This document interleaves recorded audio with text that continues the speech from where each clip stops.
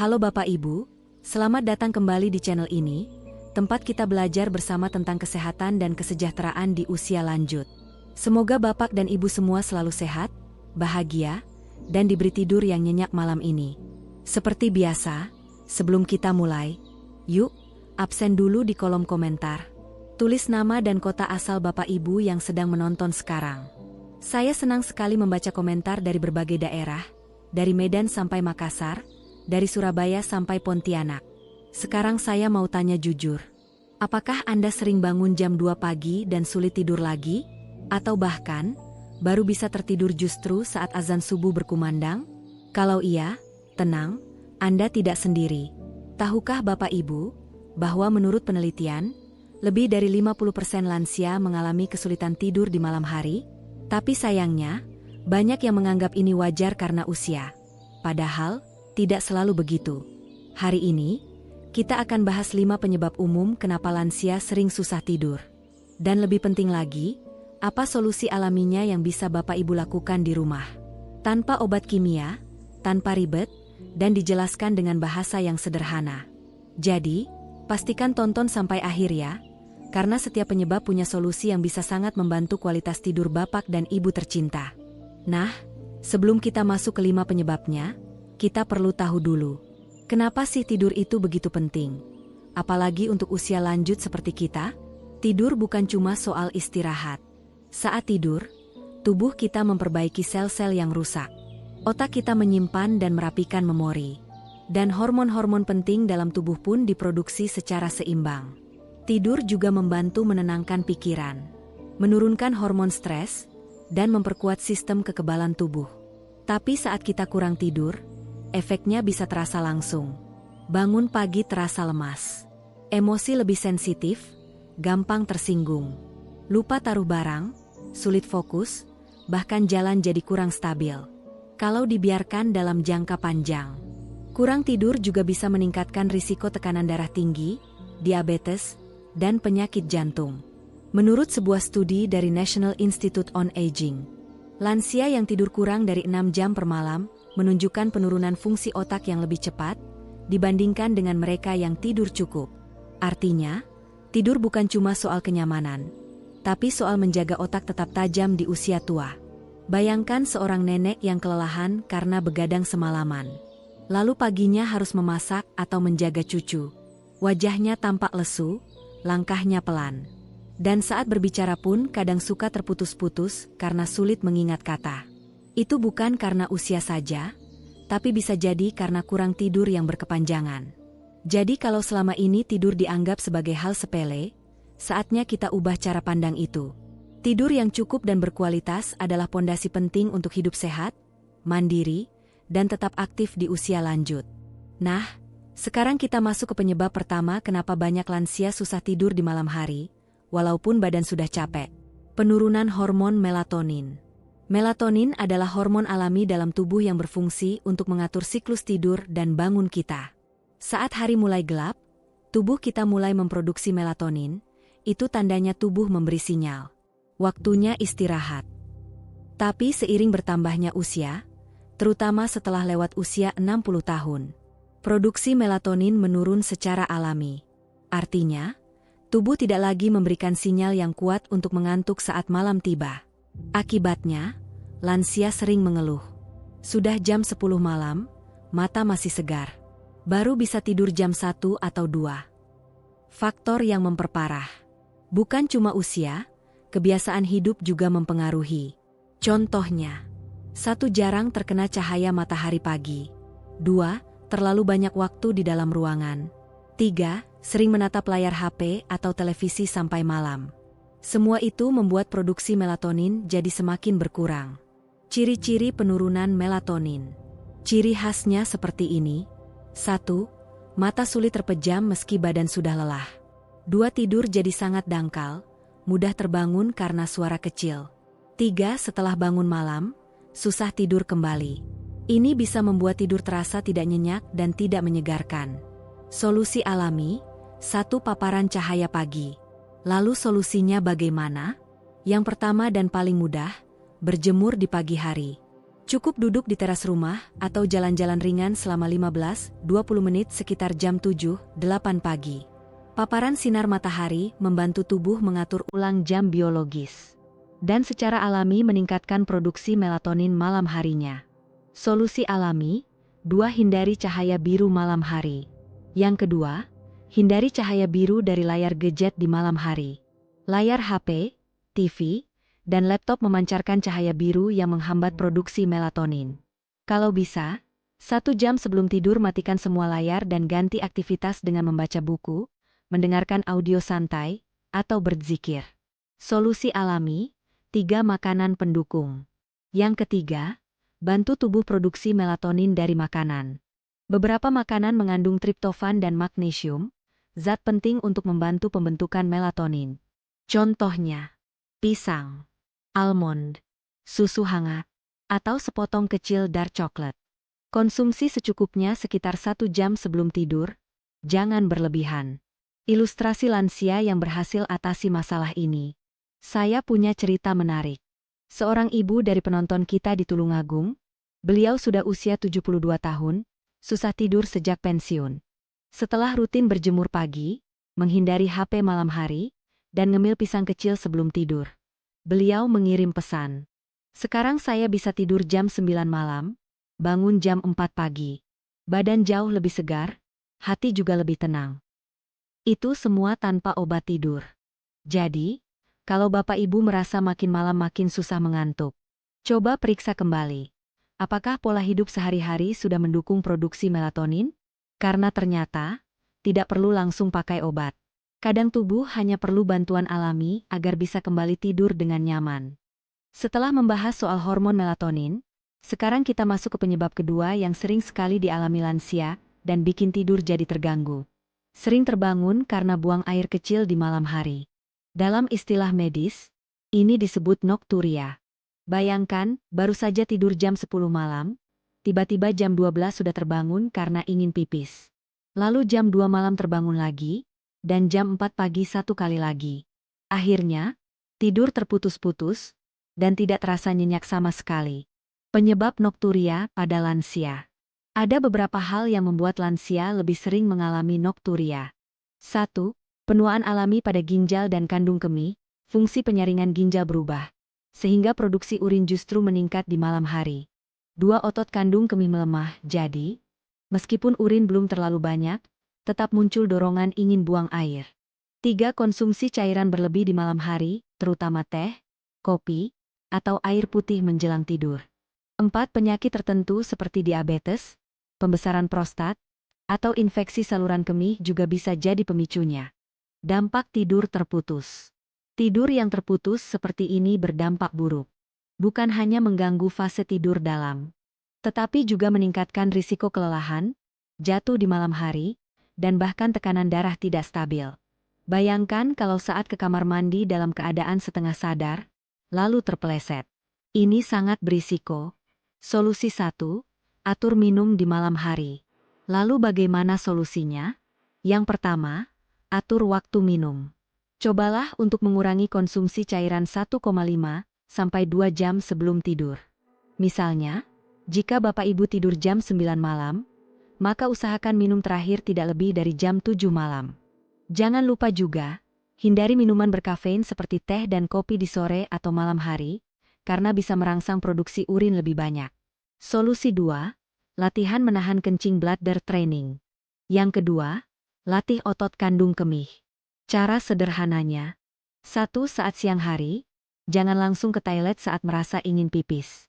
2. Tahan selama 5-10 menit. Ini akan melatih kapasitas kandung kemih agar lebih kuat dan tidak mudah terpicu saat malam. Latihan ini bisa pelan-pelan mengurangi frekuensi buang air kecil di malam hari. Solusi 3, posisi kaki dan pijatan sebelum tidur. Yang ketiga, coba naikkan posisi kaki selama 30 menit sebelum tidur. Caranya mudah, rebahan dengan kaki disangga bantal agar lebih tinggi. Ini membantu cairan di kaki naik ke atas lebih awal, sehingga tubuh akan memproduksi urin sebelum tidur, bukan saat sudah tertidur. Ditambah dengan pijatan lembut di bagian betis, ini bisa merangsang relaksasi dan membantu tidur lebih dalam. Seorang penonton dari Banjarnegara pernah menulis. Dulu ia bisa bangun 3-4 kali tiap malam karena pipis. Setelah mengatur jam minum dan latihan kandung kemih sederhana, sekarang cuma bangun 1 kali atau bahkan bisa tidur tanpa terbangun. Dan katanya, badan terasa jauh lebih segar saat bangun pagi. Jadi, jika Bapak Ibu merasa tidur sering terganggu karena ke kamar mandi, jangan buru-buru menyalahkan usia. Coba terapkan solusi sederhana ini terlebih dahulu. Karena tidur yang nyenyak bukan sekadar mimpi, tapi bisa jadi kenyataan. Kalau tadi kita bahas soal gangguan dari dalam seperti hormon dan kandung kemih. Kali ini kita beralih ke penyebab yang sangat terasa secara fisik. Nyeri sendi, kaki pegal, atau bahkan kram malam hari. Banyak lansia yang mengalami ini. Mau tidur sudah berbaring rapi di tempat tidur. Tapi lutut terasa nyut-nyutan, atau betis tiba-tiba kram saat dini hari. Akhirnya, bukan tidur yang didapat, malah gelisah dan bolak-balik sepanjang malam. Dalam sebuah studi yang dilakukan pada penderita artritis, ternyata sekitar 60% dari mereka mengalami gangguan tidur. Baik sulit tidur, sering terbangun, atau merasa tidak segar saat bangun pagi. Dan kondisi ini bukan hanya terjadi pada mereka yang sakit berat. Nyeri ringan pun cukup mengganggu tidur. Apalagi jika terjadi hampir setiap malam. Apa penyebabnya? 1. Bisa karena peradangan sendi ringan akibat penuaan. 2. Kurang gerak di siang hari sehingga otot menjadi kaku. 3. Atau peredaran darah yang kurang lancar ke kaki, terutama saat malam hari saat tubuh tidak banyak bergerak. Solusi 1. Rendam kaki dengan air hangat dan garam. Solusi alami yang pertama dan paling mudah. Rendam kaki pakai air hangat yang diberi garam dapur atau garam Epsom. Caranya: 1. Siapkan air hangat suam-suam kuku. 2. Tambahkan 2-3 sendok garam. 3. Rendam kaki selama 15-20 menit sebelum tidur. Ini membantu melancarkan aliran darah, mengurangi bengkak, dan membuat otot lebih rileks. Efeknya sangat menenangkan. Solusi 2. Pijatan ringan. Yang kedua, setelah kaki direndam, lanjutkan dengan pijatan lembut. Gunakan minyak kayu putih, minyak kelapa hangat, atau minyak zaitun. Pijat secara perlahan di bagian betis, telapak kaki, dan sekitar lutut. Gerakan sederhana ini bisa membantu melemaskan otot dan meredakan nyeri. Solusi 3. Minuman herbal sore hari. Yang ketiga, dari dalam tubuh, minum air rebusan jahe atau kunyit di sore hari. Keduanya punya sifat antiinflamasi alami, yang bisa membantu mengurangi nyeri sendi dan membuat tubuh terasa lebih hangat dan nyaman saat malam. Resepnya mudah. 1. Rebus 3 iris jahe atau 1 ruas kunyit segar. 2. Tambahkan sedikit madu atau perasan jeruk nipis. 3. Minum hangat sebelum maghrib. Jangan terlalu malam agar tidak memicu buang air kecil. Salah satu penonton kita dari Kudus pernah berbagi. Beliau mengalami kram hampir setiap malam. Tapi setelah rutin merendam kaki dan minum air jahe, dalam seminggu tidurnya mulai lebih nyenyak dan bangun pagi terasa lebih ringan. Jadi, kalau Bapak Ibu sering gelisah karena kaki pegal atau lutut nyeri saat tidur, cobalah cara sederhana ini. Karena terkadang, tidur yang nyenyak itu bisa dimulai dari ujung kaki yang tenang. Sekarang, mari kita bahas penyebab yang lebih emosional tapi tak kalah penting, yaitu stres, kecemasan, dan kesepian. Penyebab ini seringkali tersimpan dalam pikiran dan memengaruhi tidur kita, terutama bagi lansia. Banyak lansia yang merasa terjaga di malam hari karena pikiran yang terlalu aktif. Mereka mungkin memikirkan anak yang belum pulang, kondisi kesehatan yang menurun, atau sekadar merasa kesepian di malam hari. Apalagi kalau jarang bertemu anak atau cucu karena kesibukan mereka. Saya ingin berbagi kisah seorang ibu bernama Ibu Sumi, yang tinggal sendirian di rumah setelah anak-anaknya pindah ke kota lain. Setiap malam, Ibu Sumi merasa cemas, memikirkan anak-anaknya yang jauh dan khawatir jika sesuatu terjadi pada dirinya. Akibatnya, ia kesulitan tidur, sering terbangun tengah malam, dan merasa gelisah. Ibu Sumi merasa tidur hanya bisa datang setelah subuh. Itu pun sangat ringan. Kondisi ini membuatnya merasa semakin lelah dan tidak semangat menjalani hari. Stres dan kecemasan pada lansia seringkali muncul karena berbagai alasan, seperti 1. Merasa kesepian karena jarang ada orang di sekitar. 2. Khawatir tentang kesehatan, terutama jika ada penyakit yang tidak kunjung sembuh. 3. Pikiran tentang masa depan, seperti anak cucu yang sibuk, atau perasaan tidak diinginkan lagi. Ini adalah hal-hal yang wajar dialami, tapi jika dibiarkan berlarut-larut, bisa sangat mengganggu tidur. Solusi 1. Rutinitas menenangkan sebelum tidur. Untuk mengatasi hal ini, ada beberapa solusi yang bisa dicoba. Pertama, buat rutinitas menenangkan di malam hari. Cobalah berdoa atau mendengarkan murotal atau musik yang menenangkan hati. Rutinitas seperti ini bisa memberi rasa tenang dan nyaman, serta mengalihkan pikiran dari kekhawatiran. Misalnya, mendengarkan lagu-lagu instrumen atau musik relaksasi bisa menjadi cara yang sangat efektif untuk mengatur emosi sebelum tidur. Solusi 2. Menulis syukur harian. Kedua, coba buat kebiasaan menulis syukur harian di buku catatan. Tulis hal-hal kecil yang membuat Bapak Ibu bersyukur hari itu. Misalnya, hari ini saya bisa berjalan-jalan sebentar di halaman. Atau, anak saya menelepon, saya merasa diperhatikan. Tulis apa saja yang memberi rasa bermakna. Dengan menulis, kita bisa mengatur pikiran dan perasaan, mengurangi kecemasan, dan membuat tidur lebih nyenyak.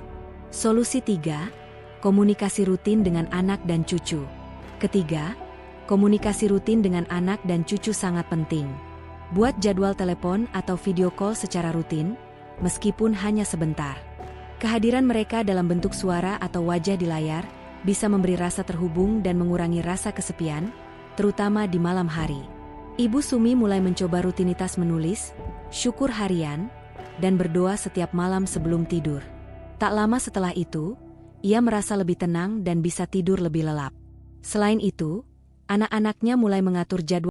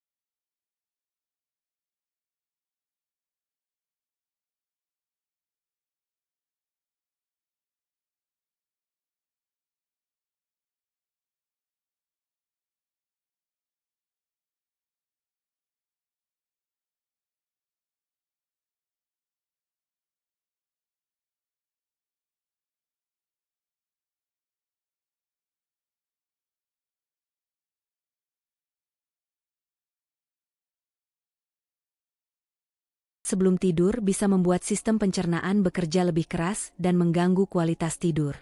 Sebaliknya, jika lapar, pilih camilan ringan seperti pisang atau kacang almond. Kebiasaan 5. Membaca buku atau mendengarkan audio tenang.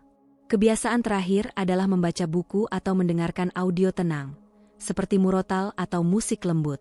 Kegiatan ini bisa mengalihkan perhatian dari pikiran yang mengganggu dan membantu menenangkan hati. Pilihlah bacaan yang ringan atau audio yang menenangkan untuk memberikan rasa nyaman sebelum tidur. Penutupan bonus. Dengan menggabungkan kebiasaan-kebiasaan ini dalam rutinitas malam Anda, tidur yang lebih berkualitas bukan lagi impian. Cobalah beberapa di antaranya dan lihat perbedaannya. Sekarang, mari kita bicarakan tentang kapan sebaiknya Anda mencari bantuan medis terkait masalah tidur. Jika Anda sudah mencoba berbagai cara untuk memperbaiki tidur, namun masalah tidur masih berlanjut, itu mungkin tanda bahwa ada masalah yang lebih serius. Jadi, kapan harus menghubungi dokter? Jika insomnia atau kesulitan tidur berlangsung lebih dari 2 minggu, ini adalah waktu yang tepat untuk konsultasi dengan dokter. Tidur yang terganggu dalam jangka waktu panjang bisa berdampak buruk pada kesehatan fisik dan mental Anda. Penting untuk mencari tahu penyebabnya dan mendapatkan penanganan medis yang tepat. Selain itu, jika masalah tidur disertai dengan rasa cemas berat atau nyeri yang tak tertahankan, jangan ragu untuk segera mencari bantuan medis. Cemas yang berlebihan bisa mempengaruhi kualitas tidur dan memperburuk masalah tidur. Sementara nyeri yang terus-menerus bisa menjadi tanda adanya kondisi medis yang membutuhkan perhatian lebih lanjut. Selalu ingat, tidur adalah bagian penting dari kesehatan kita. Jika masalah tidur Anda mengganggu keseharian atau kesehatan Anda, mendapatkan bantuan dari tenaga medis adalah langkah yang bijak untuk pemulihan yang lebih baik. Nah, itu dia, teman-teman. Tidur yang nyenyak sebenarnya bisa dicapai dengan kebiasaan-kebiasaan kecil yang kita lakukan setiap hari, bukan hanya mengandalkan obat-obatan. Dengan memahami penyebab susah tidur dan menerapkan solusi alami, kualitas tidur kita bisa meningkat, dan tentu saja, kesehatan kita pun jadi lebih baik. Saya ingin tahu, apakah Anda punya cara unik untuk membantu tidur lebih nyenyak? Tulis di kolom komentar ya, kita bisa belajar bersama-sama. Siapa tahu, cara Anda bisa membantu teman-teman lainnya yang juga mengalami kesulitan tidur. Terima kasih banyak sudah menonton dan ikut berbagi di kolom komentar. Salam sehat untuk Tondi Faiz Noval yang telah memberikan gift di kolom komentar dan Bu Yuni di Semarang, Pak Hashim di Jakarta Utara, dan Ibu Lilis di Jakarta Pusat yang selalu hadir dan berinteraksi di kolom komentar. Senang rasanya bisa berbagi informasi dengan kalian semua. Jangan lupa untuk subscribe dan aktifkan lonceng notifikasi, supaya Anda nggak ketinggalan video menarik lainnya seputar kesehatan lansia. Terima kasih sudah menonton. Sampai jumpa di video selanjutnya.